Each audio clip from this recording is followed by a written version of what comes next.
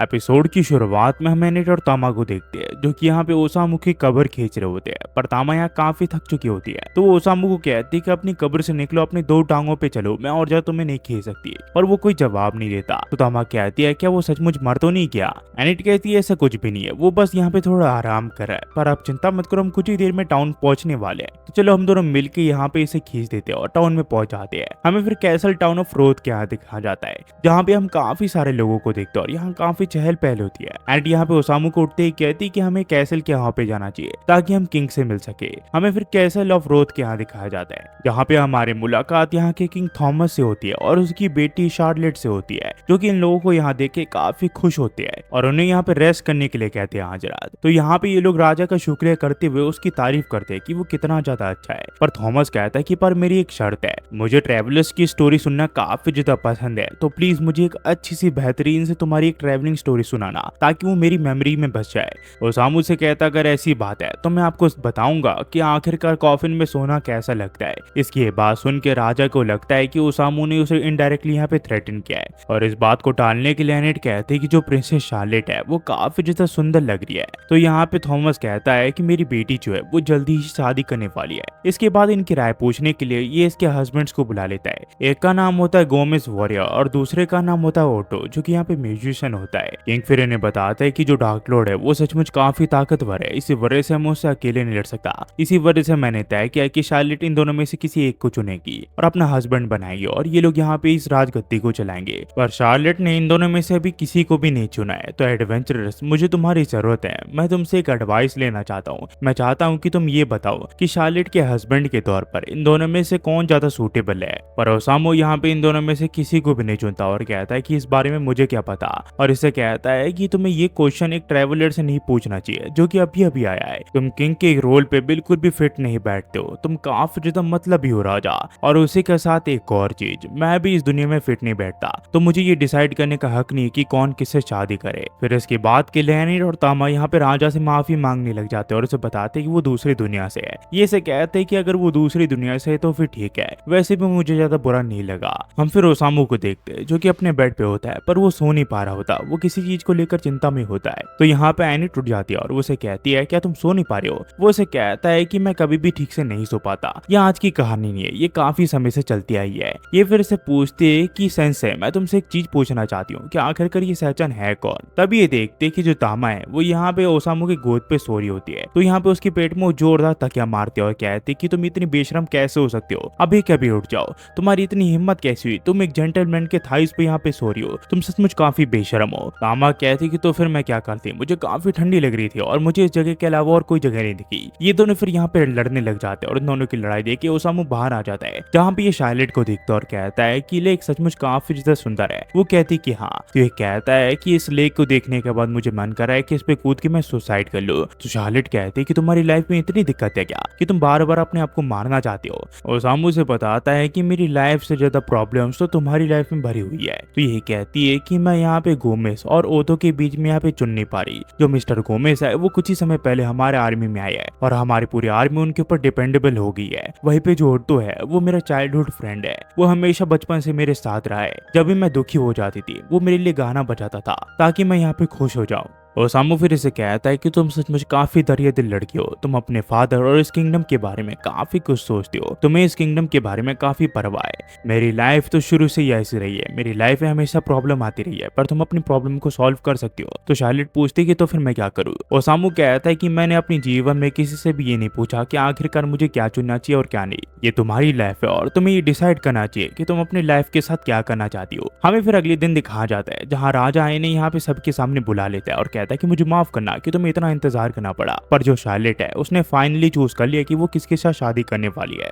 इसकी बात सुन के एनिट कहती है कि मेरे हिसाब से किंगडम का अगर फ्यूचर देखा जाए तो इसने यहाँ पे जरूर से मिस्टर गोमेस को चुना होगा। पर तामा इसकी बात से एग्री नहीं करती। इसके बाद शार्लेट अपना हस्बैंड चुनती है जो कि और कोई नहीं, वो यहाँ पे ओसामू होता है। वो उसके साथ यहाँ पे डबल सुसाइड करने का तय करती है। इसकी ये बात सुन के सभी लोग घबरा जाते हैं और शॉक में चले जाते हैं और वहीं पे जो यहाँ पे एनिट होती है वो तो बेहोश हो जाती है। शार्लेट फिर ओसामू से कहती है कि ट्रैवलर, कल रात तुम्हारे साथ बात करने के बाद मैंने काफी सोचा और मुझे रियलाइज हुआ कि वो तो जो सॉन्ग मेरे लिए लिखा करता था और गाया करता था वो सिर्फ उसके पैशन की वजह से है, ना कि यहाँ पे वो मुझे खुश करना चाहता था। जब मैं खुश भी हुआ करती थी तब भी मुझे वो गाना सुनाने के लिए आ जाता था। मुझे एक चीज का रियलाइज हुआ कि वो यहाँ पे अपना नया गाना उस इंसान को सुनाना चाहता था जो कि उसका चाइल्डहुड फ्रेंड थी और उससे ज्यादा कुछ नहीं। और बात करें कि मैंने मिस्टर गोमेज को क्यों नहीं चुना, वो इसलिए क्योंकि उनके अंदर से स्मेल आती है। इसके बाद यहाँ पे राजा अपनी बेटी को समझाने की कोशिश करता है कि वो बेवकूफ जैसा अपने हस्बैंड को ना चुने, पर इसके बाद सुन के शार्लेट गुस्सा हो जाती है और कहती कि आखिर इसमें किसकी गलती है, इसमें आपकी गलती है। आप मेरे बिना ओपिनियन के मेरी किसी और के साथ शादी करवा रहे हो जिसे मैं यहाँ पे ठीक से जानती भी नहीं हूँ। कोई भी यहाँ पे मेरी फीलिंग को यहाँ पे कंसिडर ही नहीं कर रहा था। आखिर में मिस्टर साइंस ही नहीं मेरी फीलिंग को जाना और मुझसे मेरे ओपिनियन पूछा। तो ओसामू कहता है कि अब मैं समझा इसके पीछे रीजन क्या है, तुम शादी करने की जगह यहाँ पे मेरे साथ डबल सुसाइड कमिट करना चाहती हो। उधर में हम देखते हैं यहाँ पे जो मिस्टर गोमेज है वो अपना हेलमेट उतार देता है और ये और को नहीं, ये डीमन लॉर्ड का एक चमचा होता है और इसका नाम गोमेज ही होता है। ये से कहता है कि आज मैं तुम लोगों को खत्म कर दूंगा। मुझे लगा था कि शांति से इस किंगडम का किंग बनने के बाद मैं इस किंगडम को यहाँ पे डार्क लॉर्ड को सबमिट कर दूंगा, पर लगता है प्रिंसेस ने शुरू से ही मुझे पहचान लिया था, इसी वजह से वो मेरे से शादी नहीं करना चाहती थी। तो ओसामू इससे पूछता है कि ये वजह है क्या? ये कहती है कि नहीं, मुझे बिल्कुल भी आइडिया नहीं था, वो बस गंदी स्मेल करता था और कुछ नहीं। इसकी ये बात सुन के ये और ज्यादा भड़क जाता और कहता है कि अब मैं तुम सभी को यहाँ पे मार दूंगा और इस किंगडम का राजा बन जाऊंगा। हम फिर देखते हैं यहाँ पे ये सभी के ऊपर हमला कर देता है और कोई भी इसके सामने नहीं टिक पा रहा होता। तब यहाँ पे तामा इसके ऊपर हमला कर देती है और ये इसे जोर से लगता है। तामा फिर कहती है कि अगर तुम्हें खेल नहीं है तो चलो मेरे साथ खेलो, देखते हैं तुम्हारे अंदर कितना दम है। उतना में यहाँ पे जो होता है वो कहता है कि चिंता मत करो, मैं तुम्हारी मदद करूंगा, तुम्हें यहाँ पे ताकत देके, पर उससे कुछ नहीं होता। यहाँ पे तामा फिर ओसामू से मदद मांगती है पर ओसामू तो यहाँ पे गाना सुनने में व्यस्त था। इसके बाद तामा खुद ही यहाँ पे इस बुल से लड़ने लग जाती है, पर गोमेज इससे काफी ताकतवर होता है, इसी वजह से वो उसे हरा नहीं पा रही होती है और ये से कहता है कि मैं अब तुम्हें खत्म कर दूंगा। तभी ओसामू इसे कहता है कि मुझे माफ करना, मैंने तुम्हें इंटरप्ट किया, पर पहले हम दोनों को मार दो।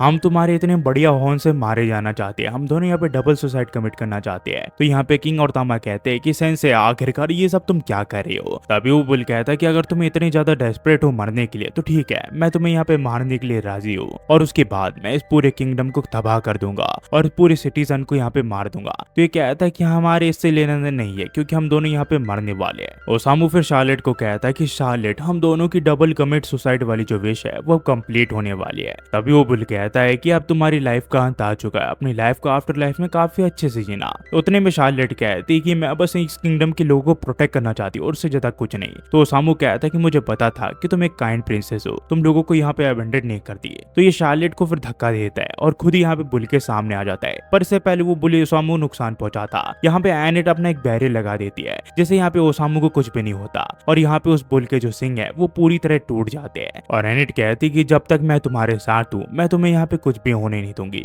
इसके बाद ये तामा को कहती कि तामा, जल्दी से उस बुल के ऊपर हमला कर दो और उसे मार दो। फिर हम देखते यहाँ पे तामा जो है वो अपनी पूरी ताकत लगा के इस बुल के ऊपर हमला कर देती है और ये दोनों मिलकर इस बुल को यहाँ पे हरा देते हैं। इसके बाद तामा यहाँ पे एनेट का शुक्रिया करते हैं इन लोगों की जान बचाने के लिए। फिर हम देखते हैं किंग जो है वो यहाँ पे शार्लेट से माफी मांगता और कहता है कि वो किंग बनने की यहाँ लायक बिल्कुल भी नहीं है, उसने यहाँ पे उसकी फीलिंग को बिना कंसिडर किए यहाँ पे उसकी शादी रचानी चाहिए। किंग फिर शार्लेट से माफी मांगते हुए कहता है कि मुझे माफ कर दो बेटा, अब कभी भी तुम्हारी परमिशन के बिना मैं तुम्हें यहाँ पे शादी करने के लिए नहीं कहूंगा। तो शार्लेट कहती कि आगे से चीजों को रिजॉल्व करने के लिए हम दोनों एक दूसरे से अच्छे से बात कर लेंगे। हम फिर देखते हैं कि शार्लेट को आखिर में इस किंगडम की क्वीन बना दिया जाता है। वहीं पे हम देखते हैं यहाँ पे ओसामू, एनेट और तामा को जो कि यहाँ पे इसे खींच रहे होते हैं, पर तामा यहाँ पे थोड़ी टेंशन में लग रही होती है। वो कहते कि एक 16 साल की नई क्वीन इस किंगडम को चला भी पाएगी कि नहीं। उतने में ओसामू कहता है कि हमें चिंता करने की कोई जरूरत नहीं है, वो यहाँ पे काफी चीजों के लिए केपेबल है। ओसामू फिर बाहर आ जाता है और कहता है कि मरती हुई लड़कियां सचमुच काफी खूबसूरत होती है, पर जो लड़की अपने पैरों पे खड़ी हो जाती है वो तो और भी ज्यादा खूबसूरत होती है।